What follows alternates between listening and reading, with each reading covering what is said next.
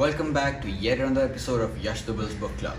The book which we are reviewing today is Chanakya and the Art of Getting Rich. The book is written by Radhakrishnan Pillai.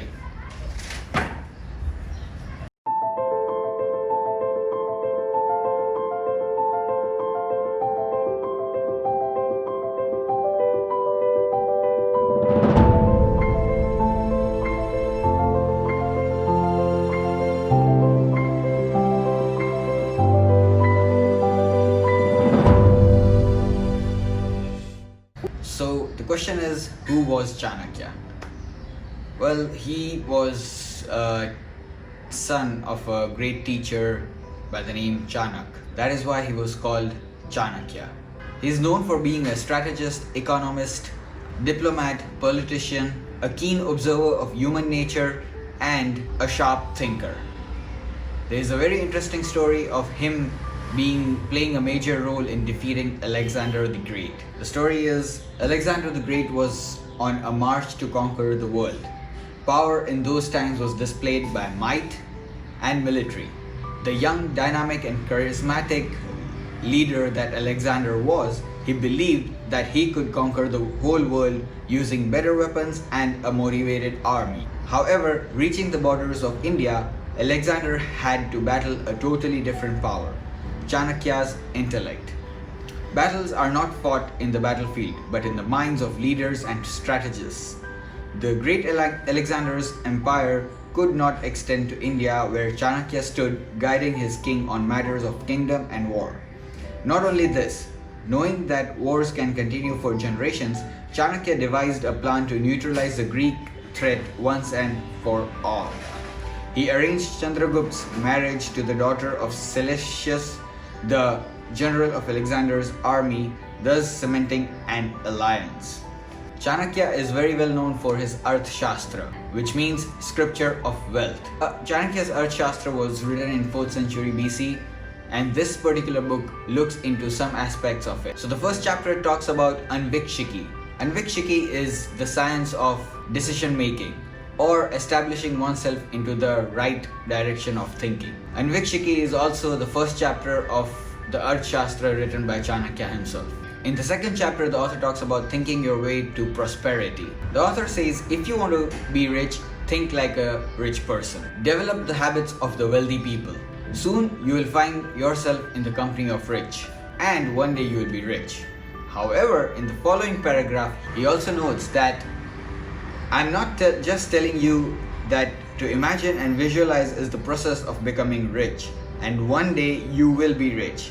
Yet, to imagine and visualize is the first step of becoming wealthy. Visualization can literally reprogram the neural circuitry of the brain, directly improving performance. And then the author talks about the stages of wealth. The first one is wealth identification. Find out what your inner wealth or talent is. Then is wealth creation. Work hard and work smart to create it. The third is wealth management. Once you start making money, make sure you save and invest the money wisely. And finally, wealth distribution. Do not hesitate to give back to the society, because whatever you make is because of the society. It's not just your own thing. So always think about giving back to the society. Then the author is mentioning about how you teach by example. So one of the incidences in Chanakya's life himself, I would like to narrate it directly. Chanakya enforced the maxim that a rule is a rule. It is meant for everyone from top to bottom.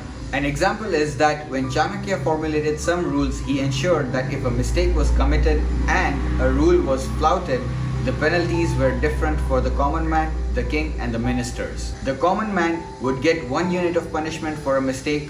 The minister would be punished twice for the same mistake, whereas the king would be punished 4 times for the same.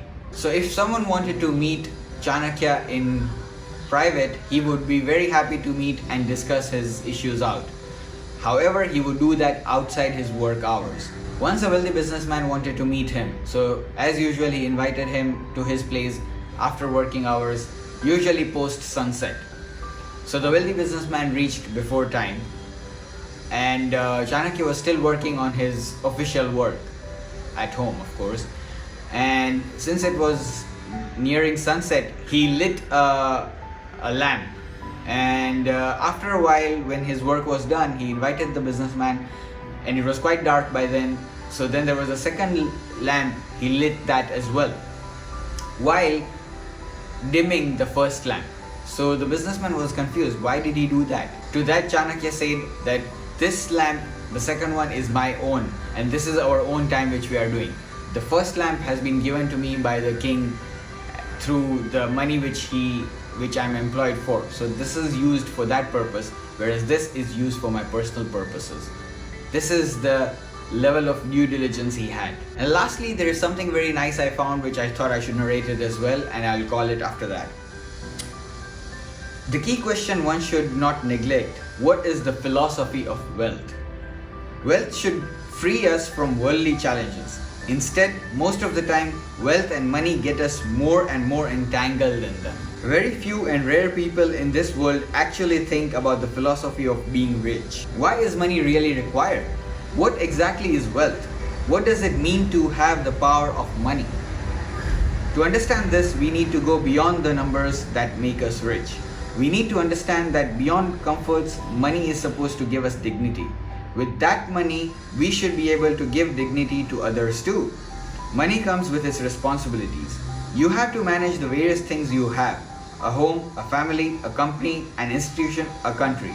It is to be used for others. So this and various other things have been mentioned in this very lovely, it's a short read, it's not even 200 pages, it's a very quick read. That's it. I hope you like this video. I'll see you in the next one. Take care. Bye.